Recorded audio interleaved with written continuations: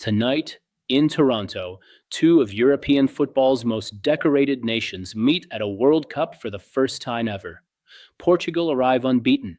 Croatia arrive with a knockout pedigree that has destroyed stronger favorites than this. On paper, Portugal should win. But here's the thing, Croatia have been here before, and Portugal haven't. This is the FIFA World Cup round of 32 at BMO Field, Toronto. Kickoff at 7 o'clock Eastern Time. The winner advances to the round of 16, where Spain or Austria await. The loser goes home tonight. Portugal finished second in Group K behind Colombia. One win, two draws. Croatia finished second in Group L behind England. Two wins, one loss. Both teams got here, just not in the style either manager would have wanted. And that tension, the quiet anxiety of two sides who know they haven't fully clicked yet, is exactly what makes tonight so fascinating. Let's start with Portugal. Roberto Martinez has an extraordinary squad at his disposal. On paper, genuinely one of the most talented rosters at this entire tournament. But the group stage raised real questions. Against DR Congo in the opener, Portugal managed just 0.65 expected goals. Their opponents generated 0.87. They drew 1-1 with a team ranked significantly below them, and the attacking shape looked disconnected. Then came Uzbekistan, 5-0. Ronaldo scored twice, and the old declaration of "I'm back" echoed around the tournament. Then Colombia. Portugal faced 24 shots. They managed 13 of their own. Another goalless draw, this time finishing second in the group when they had the quality to win it. 3 matches, 6 goals scored, 4 conceded, 1 win. Portugal are 5th in the FIFA World Rankings, and they've spent most of this tournament not looking like it. Their expected lineup is built around Diogo Costa in goal, Ruben Dias and Renato Vega at center back, with João Cancelo and Nuno Mendes pushing aggressively from the fullback positions. Both have been their most consistent attacking outlet all tournament. Vitinha sits at the base of midfield, Bruno Fernandes behind Cristiano Ronaldo, with Pedro Neto and João Felix on either flank. But here's where things become really interesting. Ronaldo has scored twice in this World Cup, and 0 goals in World Cup knockout football across his entire 6-tournament career. Not one. Tonight is another chance to change that, or another chance for that specific record to define him. Croatia analysis. Now Croatia. And look, it would be easy to write them off. 40-year-old captain, aging squad. Their average starting age against Ghana was the second oldest in Croatia's World Cup history. They lost 4-2 to England in their opener. But that's exactly the kind of surface reading that has got Croatia's opponents into trouble for the past 10 years. These players have been in 2 World Cup finals, 2 more semifinals. They have been here, in these moments, under this pressure, more times than almost any other nation on the planet. Zlatko Dalic set up Croatia to defend and win their final 2 group matches. 1-0 against Panama, 2-1 against Ghana. Luka Modric, at 40 years and 291 days, became the oldest player since records began in 1966 to provide a World Cup assist. He is still somehow doing this. Alongside Mateo Kovacic, he controls tempo better than almost any midfield partnership left in this tournament.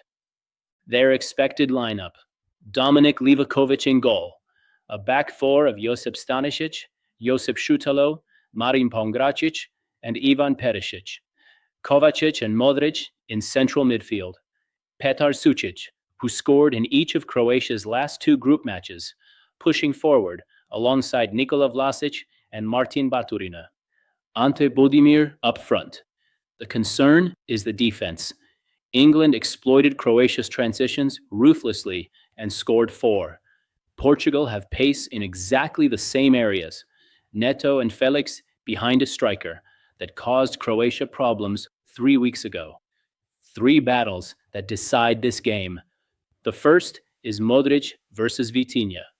Whoever controls the tempo of this match controls the game. Vitinha can press and win the ball, but as Modric gets time and space in the first 45 minutes, Croatia become a completely different team. The second is Joško Gvardiol against Portugal's wide attackers. Gvardiol has been one of the best defenders in the world across the last 2 seasons. He will be tested tonight by exactly the kind of quick, direct movement that caused him problems at club level last season. And the third is the goalkeepers.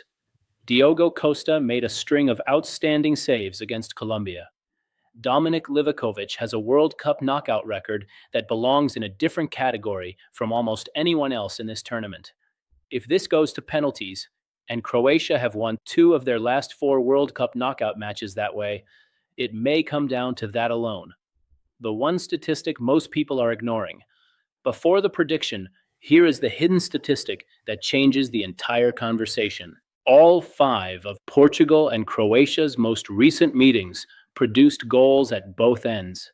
4 of those 5 produced at least 3 goals in total. Portugal won their last 2 competitive meetings, but not convincingly. And here is the number that should concern Portugal most. In World Cup knockout football since 2018, Croatia have played 5 matches that reach 90 minutes level. They have advanced from 4 of them. They win coin flips. They win shootouts. They outlast you. And Portugal, a squad built around one of the most individually talented generations in the country's history, have never, in their modern history, been good at any of those things. Prediction: Portugal 2, Croatia 1. Here's how I see this unfolding. Croatia defend compactly and without panic for the first hour. Portugal create chances without converting them. Modric has a quiet influence that keeps Croatia in the game longer than the statistics suggest they should be.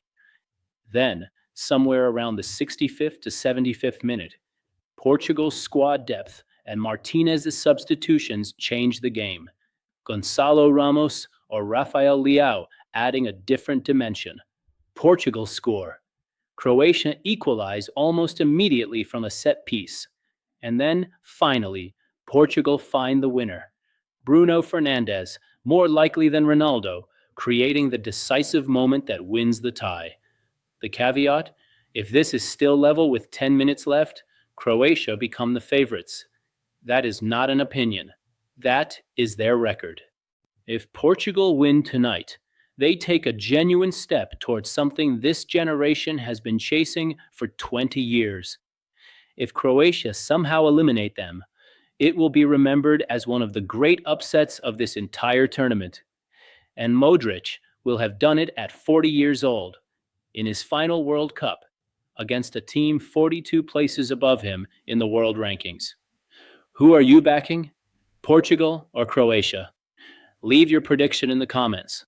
And if you enjoy detailed football analysis like this, subscribe. We'll be covering every knockout match of the FIFA World Cup, all the way to the final.